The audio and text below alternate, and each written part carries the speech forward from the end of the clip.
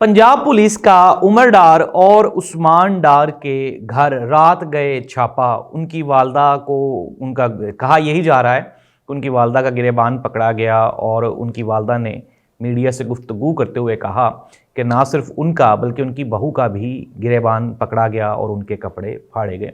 नाज़रीन, इतनी शिद्दत पंजाब पुलिस की जानिब से आखिरकार क्यों है? ना सिर्फ ये जुल्म किया गया बल्कि फिर जो डीपीओ हैं सियालकोट के हसन साहब, वो मीडिया पे आए और उन्होंने आके उसकी पूरी डिटेल्स भी बता दी रात के छापे की। तो ऐसी क्या इमरजेंसी है कि पंजाब पुलिस वो एक्टिव दिखाई देती है कि एंटी पीटीआई ऑपरेशन जो हो रहा है पंजाब में उसको एग्जीक्यूट करने के लिए और पाए तकमील तक पहुंचाने के लिए। ऐसी सूरत हाल में अगर यही डीपीओ साहब वहाँ पे आरओ हुए और इन्हीं के सामने कोई बंदा कागजाते नामजदगी जमा कराने चला गया, तो क्या ये उसके कागजाते नामजदगी जमा करेंगे या फिर उसको हवालात में बंद करेंगे? तो ये एक सवालिया निशान है इलेक्शन से पहले इस कदर शिद्दत आ जाना पीटीआई के खिलाफ ऑपरेशन में। दूसरी जानिब चेयरमैन पाकिस्तान तहरीक इंसाफ इमरान खान वो जेल में बैठ के भी इलेक्शन के बारे में परेशान हैं, इलेक्शन के बारे में सवाल पूछते हैं। 130 दिन हो गए, ना तो वो बीमार हो रहे हैं और ना उनको कोई परेशानी है, ना उनके प्लेटलेट्स कम हो रहे हैं, ना ही वो कोई डील मांग रहे हैं। अब तो बल्कि कहा जा रहा है कि इमरान खान ने खाना पीना भी एडजस्ट कर लिया है जेल वालों के साथ ही। तो ऐसी सूरत हाल में अब हमने देखना ये होगा आया कि क्या इमरान खान को डराया जा सकता है। इमरान खान ने आज शेर अफजल मरवत के साथ मुलाकात में पंजाब में मुमकिना जो उम्मीदवारान हैं उनकी हतमी फहरिस्त मांगी और कहा गया कि वो लोग जो पार्टी के साथ मुश्किल वक्त में खड़े रहे उनको टिकट्स जारी किए जाएंगे और जिन लोगों ने प्रेस कॉन्फ्रेंस कर ली या फिर दूसरी पार्टियां ज्वाइन कर ली उनके लिए पार्टी में कोई जगह नहीं होगी। चेयरमैन पाकिस्तान तहरीक इंसाफ इमरान खान ने यह भी कहा कि वो वर्कर्स जो इस मुश्किल वक्त में हमारे साथ अभी तक खड़े हैं उनको ज्यादा अहमियत और फोकियत दी जाएगी। अच्छा, ये तो एक और मसला है, अब इसको एक मिनट छोड़ देते हैं और बात करते हैं रात वाली सियालकोट की कार्रवाई की। नाज़रीन, एक चीज़ तो आपके सामने है कि जितने भी पीटीआई के ओहदेदारान कारकुनान जो कि इश्तहारी हैं या फिर उनके ज़रिए बात क्रिमिनल रिकॉर्ड्स बन चुके हैं, वो सारे के सारे एक इस कौम को ये है अंदाज़ा है कि ये सारे सियासी कैदी हैं, बेचारे सियासी मुलजिमान हैं और इनके ऊपर कोई बड़ा कोई केस नहीं है, ना ही तो कोई ये बम धमाकों में मुलविस हैं और ना ही कोई चोरी चकारी का केस है, सियासी केसेस हैं।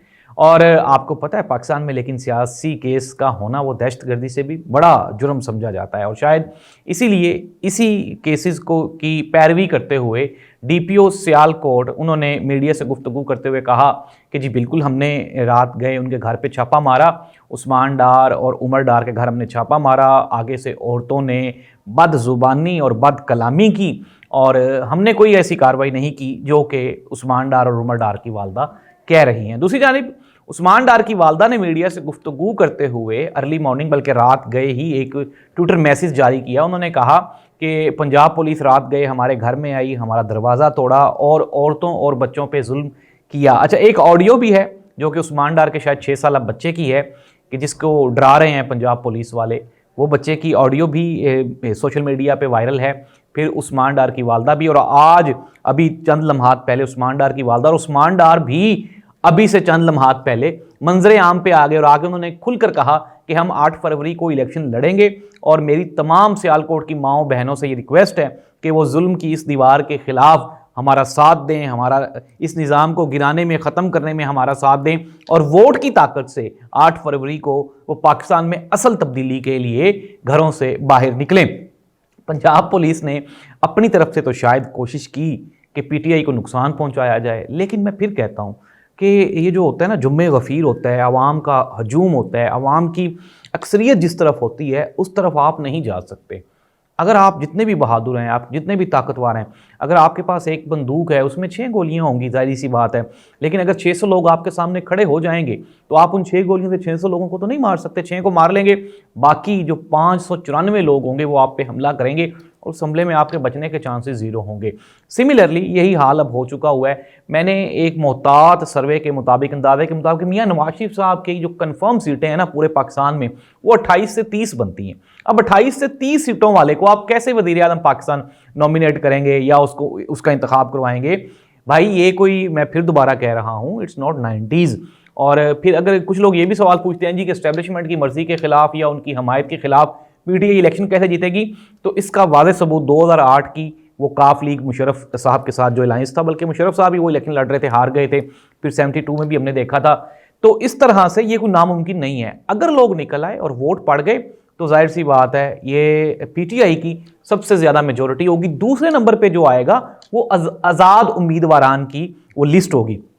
अब जाहिर सी बात है, अगर हम कह लें कि जिस तरह से अभी प्री पोल रिगिंग हो रही है, धांधली जिसे हम कहते हैं, इलेक्शन से पहले की धांधली, तो वो यही है जो आप सबके सामने है कि पीटीआई के तमाम ओहदेदारान और मेंबरान के खिलाफ एफआईआर्स हैं, पुलिस उनके खिलाफ छापे मार रही है। ऐसा कभी भी नहीं हुआ। होता था कोई और इदारे इस्तेमाल होते थे, लेकिन इस मरतबा तो डायरेक्ट पंजाब पुलिस इस्तेमाल हो रही है, इलेक्शन कमीशन ऑफ पाकिस्तान इस्तेमाल हो रहा है। बैरिस्टर अली जफर जो कि वकील हैं पीटीआई के, उनसे चीफ इलेक्शन कमिश्नर ने सवाल किया कि जी आपने ये जो इंट्रा पार्टी इलेक्शंस करवाए तो उनकी आपने एडवर्टीजमेंट नहीं की। तो उन्होंने कहा जी कि इसके साथ इलेक्शन कमीशन का कोई कंसर्न नहीं है, अगर कोई रुकन या कोई ओहदेदार हमसे ये शिकायत करे तो फिर आप इस पर एतराज़ कर सकते हैं। बैरिस्टर अली जफर ने यह भी सवाल पूछा इलेक्शन कमीशन ऑफ पाकिस्तान से कि इतनी जो हैं हमारी पॉलिटिकल पार्टीज हैं, क्या सब की इस तरह से छानबीन आप कर रहे हैं जैसे पीटीआई की कर रहे हैं? तो इस पे इलेक्शन कमिश्नर ने मुस्कुराते हुए जवाब दिया कि पीटीआई एक स्पेशल पार्टी है। आप अंदाज़ा लगा लें कि हमारे मुल्क का चीफ इलेक्शन कमिश्नर वो क्या बयान दे रहा है आने वाले इलेक्शंस के बारे में। ऐसी सूरत हाल में जाहिर सी बात है पीटीआई को ये उम्मीद रखनी चाहिए कि धांधली तो हो रही है, अभी हो रही है, ये प्री पोल रिगिंग है। अब इसके बाद इलेक्शंस में धांधली कैसे होगी वो भी हम आपको बता ही देते हैं। वो कुछ ऐसे है कि जिस तरह से अभी इन्होंने ब्यूरोक्रेसी से आरओ रखने हैं। एक तो मैंने बता दिया कि जब कोई बंदा फाइल जमा करवाने जाएगा कागजात नामजदगी, तो उसको वहीं पे बिठा लिया जाएगा। इसके अलावा दूसरा ये भी है कि इतने पर्चे काट दिए गए हैं कि पीटीआई के जो इलेक्टेबल्स हैं अब वो अपनी अपनी नशिस्तों पे खड़े नहीं हो सकेंगे। लेकिन नाज़रीन ये पहली मरतबा नहीं हो रहा, मुशर्रफ दौर में भी ऐसा ही हुआ था, अगर आपको याद हो तो वो एक बीए पास की कंडीशन रख दी गई थी कि जो बंदा, क्योंकि मोस्टली जो हमारे इलेक्टेबल्स थे वो बीए पास नहीं थे, लेकिन ये जो इलेक्टेबल्स हैं ना इनके पास बड़े तरीके होते हैं, सियासी मरूसी सियासतदान है सारे, इन्होंने A B C D E even K G तक इन्होंने अपनी ऑप्शंस रखी होती हैं। ऐसी कोई मसला नहीं है। अगर फॉर एग्जांपल उस्मान डार के कागजात नामजदगी रिजेक्ट हो जाते हैं, उमर डार के हो जाते हैं, फिर उनकी वालदा के हो जाते हैं, फिर उसकी बीवी होगी उसके, उन्होंने सारी फैमिली के जमा करवा देने हैं, कोई एक बंदा तो रह जाएगा ना।